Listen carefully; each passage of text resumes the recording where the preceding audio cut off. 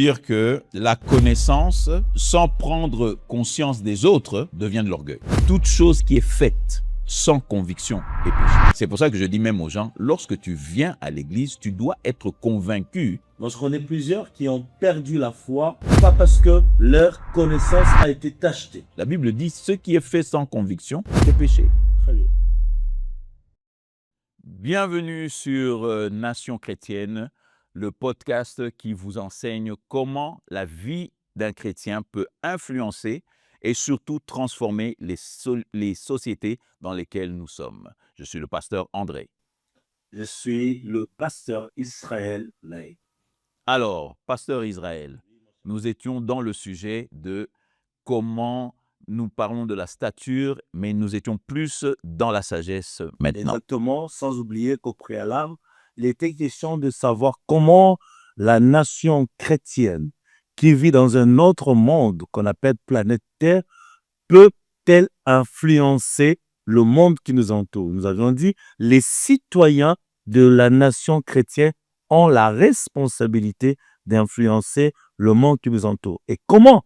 La prière n'est pas mauvaise, mais la Bible nous donne certains éléments, certaines dimensions, certaines clés qu'il faudrait exercer ou utiliser. Nous avions parlé de la stature, et là nous avions aussi parlé de la sagesse, selon Luc chapitre 2, verset 52. Tout à fait. Jésus-Christ croissait ou grandissait en sagesse, en stature et en grâce.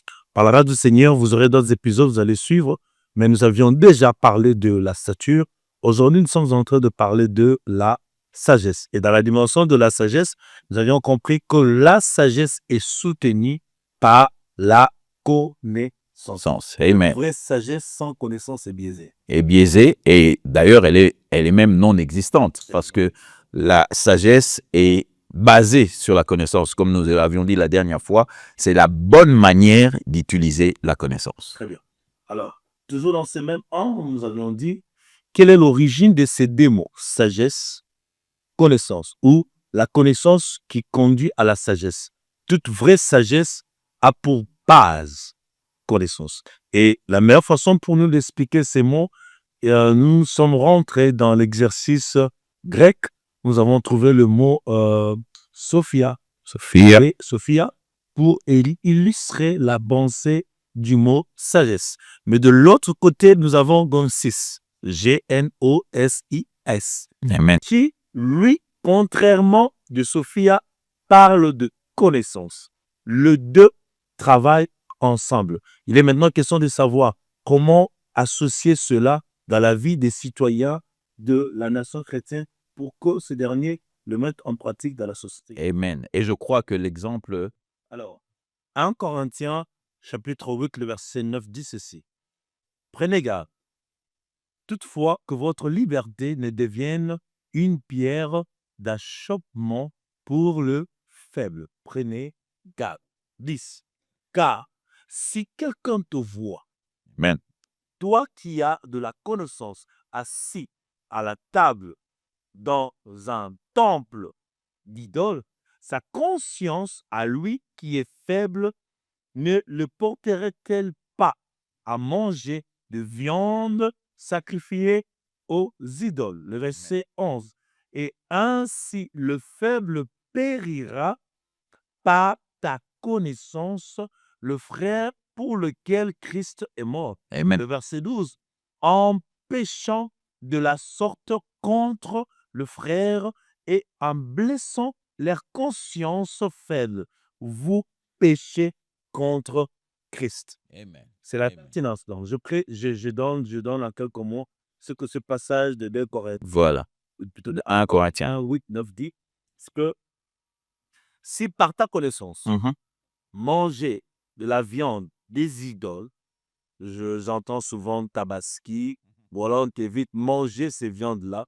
Si dans ta connaissance, manger cette viande-là, d'accord, n'est pas un péché, et que tu y prends part, mais celui qui est en face de toi croit que c'est un péché, par l'acte que tu es en train de poser, tu deviens une pierre d'achoppement pour celui dont la connaissance est faible. Amen. Pouvons-nous dire que la connaissance sans sans prendre conscience des autres devient de l'orgueil. Très bien, je suis totalement d'accord.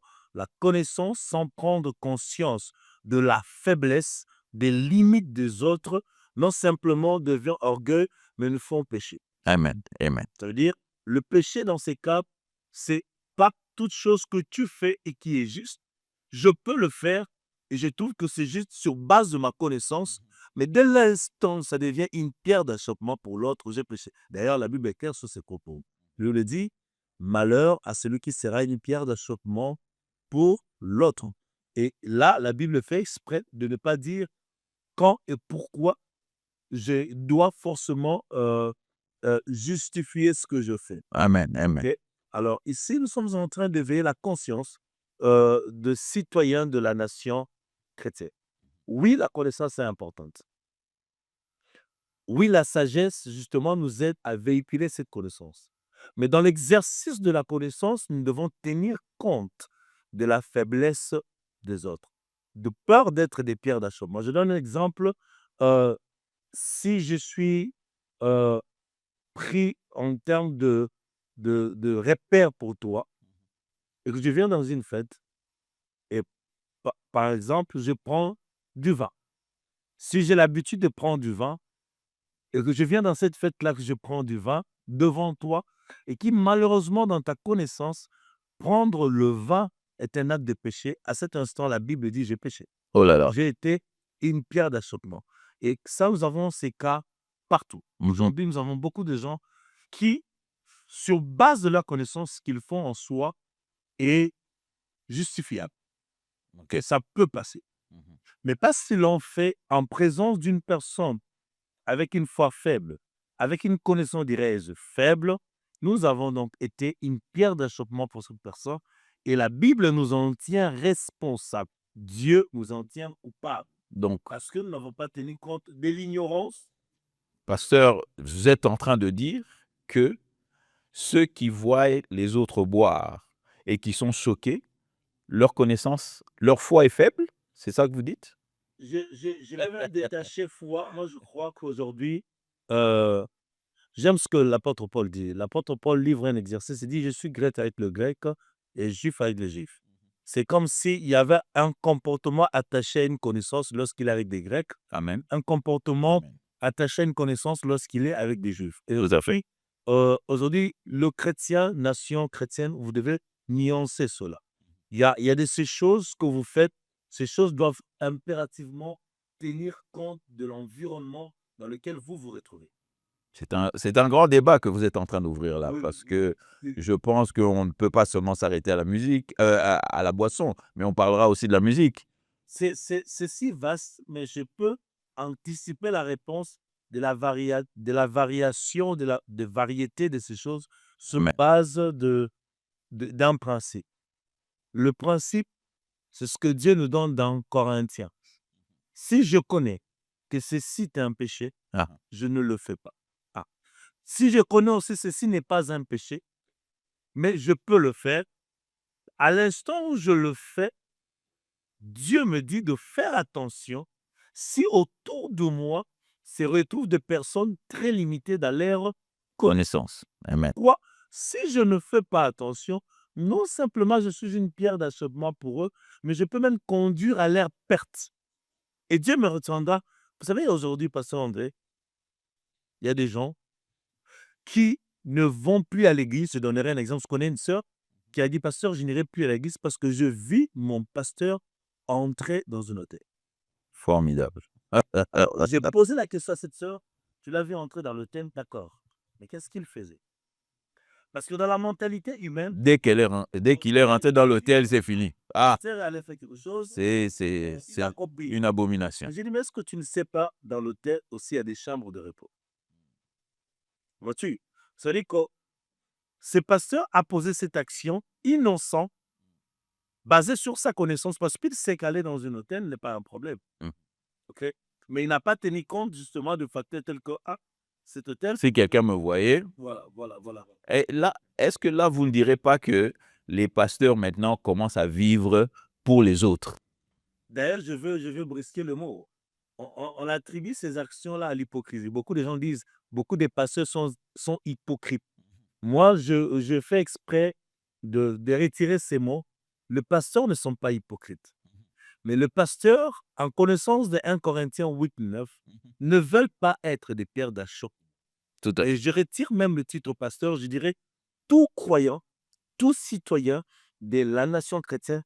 Lorsque tu es sur le point de poser une action, de poser un acte, il faudrait faire très attention sur la connaissance des gens qui nous entourent. Vous savez, même Christ a fait cet exercice. Vous verrez que lorsque le Seigneur était avec la foule, le langage qu'il tenait, et le langage qu'il tenait avec les disciples ou les apôtres était Très différent. Pourquoi? Très différent. Pourquoi? Ouais. Parce que c'était deux publics totalement Différent. différents. Et ça, vous verrez que c'était encore pire lorsqu'il devait aller prier. Mhm. Au-delà de 12, il prenait encore 3. 3. Tout Vous à fait. verrez qu'il y a une sélection dans ce qui est manifestation de la connaissance. Tu ne peux pas agir sous base de ta connaissance lorsque tu ne t'arrêtes que sur toi. Voilà. Tu ne tiens pas compte de l'autre. Et je crois que ce que vous dites là rentre un peu dans ce que nous parlions en disant le fruit de l'esprit. Ça a à voir avec l'amour. C'est-à-dire que si je prends une décision, qui me paraît bonne, mais à cause de l'amour que j'ai pour mon prochain, je vais penser à l'affectation. Comment est-ce que mon prochain sera affecté? N'est-ce pas ça? Je suis d'accord. D'ailleurs, pasteur, permettez-moi de prendre un exemple concret dans les églises. Je me rappelle, j'ai eu un débat une fois avec quelqu'un que je connais, un frère qui prie dans une église, me dit, pasteur, moi, dans ma connaissance, dans mes convictions, je ne prends pas de vin. Mais que voilà, dans mon église, la Sainte Seine est servie Avec du vin. avec du vin. Dois-je le prendre ou pas? Amen. Vous comprenez ça? Amen. Et la réponse est simple. Il faudrait que le pasteur de cette église fasse le travail de la connaissance sur ses frères. Tout à fait. Pourquoi? Parce Tout à fait. qu'il va participer à la table, mais la table ne sera pas une bénédiction. Pour lui, sera un Pas père parce que d'achoppement. vous avez mal fait, et parce que vous ne l'avez pas donné accès à la connaissance, qui le pousse à comprendre que dès l'instant où je prends cette coupe de vin, ce n'est plus du vin. Amen. C'est le sang de Jésus-Christ. Si ça, il ne comprend pas, c'est très compliqué. C'est-à-dire, à chaque fois qu'il viendra à la Sainte Seine, ce frère en Ce faisant sera du péché, vous tout êtes à fait. la cause de son péché. J'irai même plus loin. Dieu vous en tiendra responsable. Pourquoi? Parce que vous ne l'avez pas instruit. Amen. Et nous avons plusieurs communautés aujourd'hui dans ce genre de pratique qui donnent directement du vin. Mais vous ne savez pas, Sans penser à la... sans instruction même, je dirais. Tout à fait. Vous ne les avez pas instruits. Vous n'avez pas bâti leur connaissance sur cela. Et vous devenez automatiquement bien Fier. son tour. Donc, Et aujourd'hui, c'est très important. pour vous appuyer sur ce point-là, j'utilise souvent ce verset qui dit, dans Romains 14, au verset 23, qui dit que toute chose qui est faite sans conviction est péché. Très bien. Donc, on ne peut pas faire quelque chose si on n'est pas convaincu.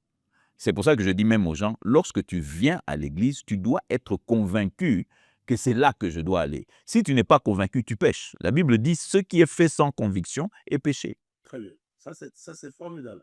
Et je crois que c'est carrément attaché à ce que nous sommes en train de parler sur la connaissance. Aujourd'hui, beaucoup de nos fidèles, nos frères, nos sœurs, minimisent ces facteurs de connaissance et beaucoup sont aussi tombés à cause de ça. Tout à fait. Moi, je connais plusieurs qui ont perdu la foi. Pourquoi? Parce que leur connaissance a été tachetée. Amen. Ouais, tout à fait. Et cette connaissance, dès l'instant que ça a été tacheté, la manière de faire a été déformée. Parce que nous l'avons dit, la manière de faire, c'est la sagesse que nous appliquons sur nous. Or, cette sagesse que nous appliquons sur nous a pour soubassement la connaissance. Yes. Or, cette connaissance, dès l'instant où ça s'est tacheté, ça affecté, ça influence automatiquement la manière que nous appliquons la sagesse sur nous et sur autrui. Amen. Et je Amen. crois que s'il faut retenir quelque chose, faisons très attention lorsque nous associons ou nous appliquons la connaissance que nous avons dans X ou Y endroit, parce que ça peut avoir de l'impact. Mais je ne dis pas non plus que cela doit éveiller en vous un caractère d'hypocrisie. Voilà. Voilà. Ok?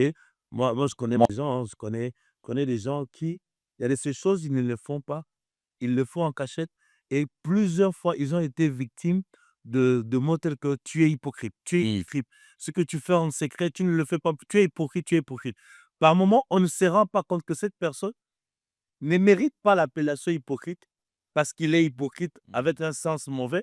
Mais par contre, C'est un manque de connaissance. il tient aussi compte Ouais. de la faiblesse de la connaissance des autres. Il dit, mais Tout si à fait. si je le faisais, comment moi je connais un ami, il aime tellement la musique qu'on appelle naturellement au général musique profane. Musique profane. Musique à Mokili. Profane. Et il aime en particularité un musicien qui, dans ses chants, ne fait que donner des conseils. OK. Il ne fait que donner des conseils. Amen. Alors, un jour, ça l'a pris comme ça dépourvu, il ne savait pas, il était avec un fidèle. Il se met à chanter ça, Voilà. Tout à fait. à fredonner. Ce qui rentre doit sortir. Et le fidèle dit, oh, pasteur, toi aussi tu... Il dit, non, non, non, non. Il grattait la tête. Oh, je l'ai entendu dans un bar, il a menti. Pourquoi? Parce que ce mensonge a été occasionné par l'incapacité de vouloir s'aimer la connaissance de l'autre. C'est-à-dire, aujourd'hui, on doit être capable d'expliquer aux chrétiens On doit être capable de défendre notre évangile. pourquoi Voilà. je dois écouter ou ne pas écouter la musique profane. Tout à par fait. exemple. Ouais. Parce que si je ne te l'explique pas et que tu m'entends fredonner, chanter, Tu- à cet instant-là, tu- automatiquement. je n'ai pas péché, mais à cet instant-là, je suis devenu une pierre d'achoppement. Pierre d'achoppement. Tout à fait. Et j'ai vu beaucoup de pasteurs être victimes de ça. Pourquoi? Parce qu'il a eu à inviter un musicien, entre guillemets, un musicien dit profane, et on dit non, non, non, non. Lui n'est plus avec nous, il n'est plus Voilà. membre ou citoyen Il a abandonné. chrétien parce que voilà, il est attaché. Il a abandonné Christ. avec ce que nous appelons païen. Voilà. Vous voyez? Et ces personnes qui jugent les pasteurs ou qui jugent même le croyant comme ça, c'est parce qu'ils ne connaissent pas. Vous savez, aujourd'hui, je donne un exemple dans la Bible. Le Seigneur dit, il s'exclame, il dit, Jean est venu, mangea du miel et de sauterelles. C'est ça. Habitant dans Formidable. J'aime ce passage. vous J'aime ça. l'avez traité de tout le mot. Amen. Le Fils de l'homme est est venu, venu. mangeant Et buvant. vivant, Alléluia. de glouton. Uh-huh. On a comme l'impression en soi, l'humain ne sait pas ce qu'il veut réellement. Tout à fait. Quand tu viens avec une mentalité, on l'appelle ça l'éther, ça veut dire trop spirituel. Voilà. On trouve que- On ne veut pas de toi. Mais quand tu viens, tu es normal. Tu es à l'aise avec tout le monde. Avec celui que tu appelles musicien pour ça, Ça crée un autre problème. païen. Voilà. Mais est-ce que le problème se situe là où le problème se situe à la dimension de la connaissance? Je crois que c'est à la dimension de la connaissance. Et malheureusement, cette connaissance doit être véhiculée par nos pasteurs, par nos collègues hommes de Dieu sur la chair. Tout à fait. Il faudrait qu'on soit capable de dire que celui que tu appelles, je ne sais pas comment on l'appelle, voilà, profane, païen, est avant tout, excusez, créature de Dieu. Amen. Amen. Mais peut-être pas encore enfant de Dieu, Mais il est il est créature de Dieu. et comme toi aussi, avant de devenir enfant de Dieu, tu fus créature de Dieu. Lui aussi est créature de Dieu. Il y a un travail qui s'est fait. Mais si tu te détaches de lui comme ça, si tu ne fais pas attention, tu le perds. Et moi, je connais aussi des gens qui sont lésés. Hein. Moi, avec les chrétiens, je me mélange pas. Ces gens sont des hypocrites. Voilà. Ils viennent chez nous, ils boivent, ils mangent, mais quand nous sommes en public, ils se détachent de nous. Il reste à savoir, est-ce qu'ils se détachent de nous parce qu'ils ne veulent pas être de pierre d'achoppement pour les hommes ou parce qu'ils veulent tenir à leur image, entre guillemets ça. Et je crois que en appuyant ce que vous êtes en train de dire, c'est que beaucoup de ceux qu'on appelle serviteurs de Dieu, pasteurs et tout ce qui s'ensuit, ne comprennent pas qu'il y a une urgence en ce que nous appelons envoyer et surtout partager la connaissance. C'est primordial. Un enfant, je le dirais comme ceci, naître bébé, c'est une bénédiction. Mais rester bébé, ça devient une malédiction. Et le problème, c'est que dans nos églises, naître bébé, c'est une bénédiction. Mais rester un bébé, c'est une malédiction. Et c'est là le problème que nous avons. Dans la plupart de nos églises, nous avons une grande... Nous sommes nés chrétiens. Nous tous, mais on a jugé bon de rester bébé. Et c'est ça le problème. On ne peut pas rester bébé parce que nous avons des gens à emmener dans le royaume. Et pour emmener ces gens-là dans le royaume, même la Bible le dit. La Bible le dit que la création attend avec un ardent désir les fils de Dieu. Non pas les enfants, les fils de Et Dieu. d'ailleurs, dans les évangiles, à un moment donné, même le Seigneur s'exclame sur le lait et la nourriture solide. Voilà. Et cela est traduit justement sur la connaissance. Jusqu'à quand je vous donnerai du lait, Juste. arriver à l'âge de la nourriture solide. Et je crois aujourd'hui, je m'associe à vous, je suis totalement d'accord avec vous. Tout à Il fait. faudrait qu'aujourd'hui, dans nos assemblées, dans nos organisations, que nous mettons en avant de pratiques qui valorisent la connaissance. Amen. Amen. Je commence à apprécier de plus en plus des hommes de Dieu qui prennent des initiatives d'écrire des livres. Mais tout reste à savoir, est-ce que nos fidèles lisent? Parce que vous verrez quelqu'un écrire un livre sur la stabilité d'un mariage. OK? Mais vous verrez, chaque jour, cet homme de Dieu pauvre, il reçoit de couples qui leurs problèmes Tout à fait. pour résolution. Le livre. Qu'il a écrit. C'est-à-dire que celui qui a écrit, et ces personnes qui sont venues au vernissage, ils sont même achetés, ils n'ont jamais. Ils n'ont jamais lu ces livres. Pendant que ce livre détenait justement le secret de la stabilité de leur foyer. Moi, je crois aujourd'hui, c'est vraiment un grand travail qu'on doit faire pour éveiller, réveiller, conscientiser la nation chrétienne sur l'importance de la connaissance. Nous avons la connaissance liée à l'éducation. Tout à fait. Que nous recevons de l'école. Plus ou moins social. Voilà, social, voilà. Et nous avons justement ce que vous avez dit, la connaissance que nous recevons en société, Voilà. en famille. Et en forme. Ouais. Ça, c'est une connaissance qu'aujourd'hui, nous allons remettre la tâche à nos parents, Tout à fait. remettre la tâche à ceux qui sont nos responsables, parce qu'eux aussi ont un rôle à jouer dans notre connaissance. Parce qu'il y a une réalité qui se passe et je crois que pour les personnes qui travaillent dans les centres scolaires, vous allez être d'accord avec moi que certains parents maintenant se sont désistés de leurs responsabilités. C'est-à-dire que nous retrouvons maintenant des enfants qui se font éduquer spécialement par leurs écoles. Pourtant, ça n'a jamais été le but. Si Dieu a créé la famille, c'était que pour que la famille prenne ses responsabilités. Et malheureusement, les gens croient que les institutions scolaires et autres choses sont supposées faire ce travail. Oui, d'accord, mais nous avons parlé aussi de cette connaissance que nous appelons une connaissance académique. La connaissance académique ne donne pas le comportement, ne donne pas la manière de parler aux gens. Il y a des gens, malheureusement, que nous connaissons, qui sont docteurs, mais très arrogants, très impolis. Et ça, c'est une question d'éducation.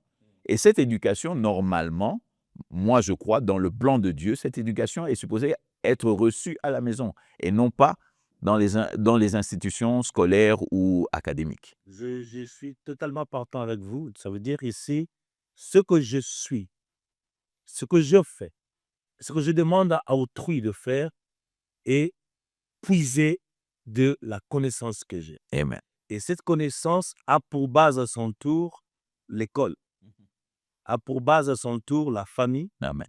mais aussi la société, Tout à fait. sans compter l'Église. S'il n'y a pas d'équilibre sur ces 4 facteurs, vous sentirez des gens très instruits, Mhm.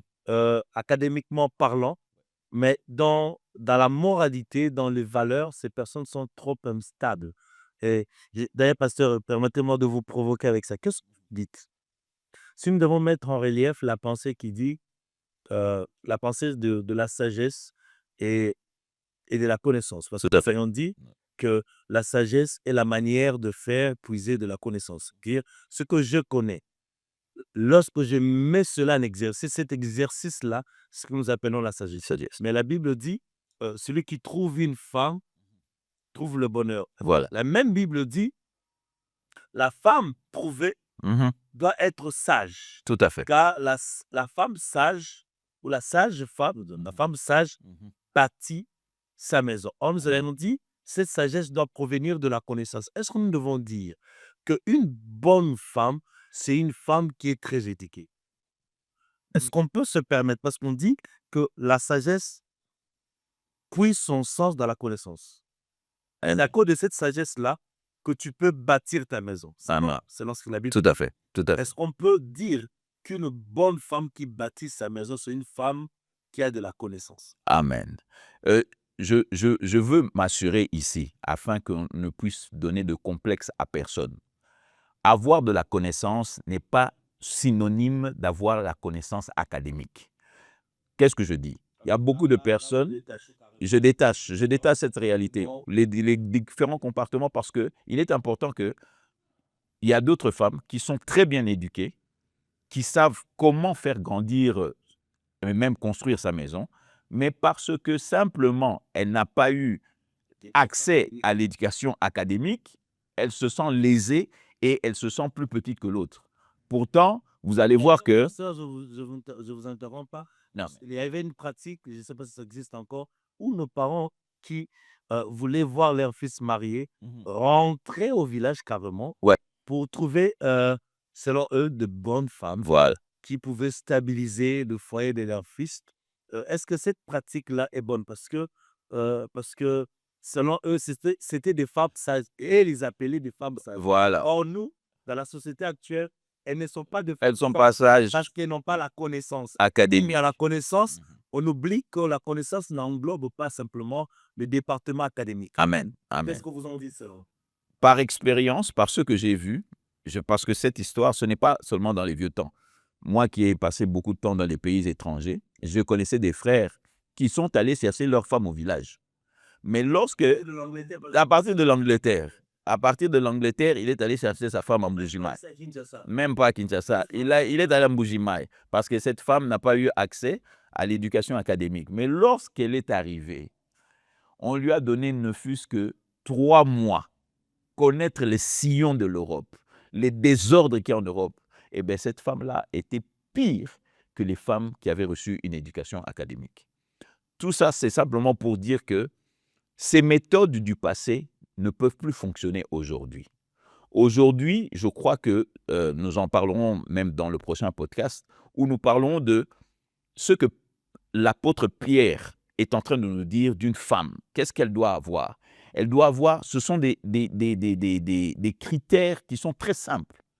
Quand on parle de la simplicité, quand on parle qu'une femme doit être enseignable, ce sont les choses que tu dois chercher. Tu ne dois pas chercher les éléments qui impressionnent parce que Assam Belakammingi. Oui, mais combien de femmes nous connaissons qui sont 24 heures sur 24 dans les églises, mais très impolies?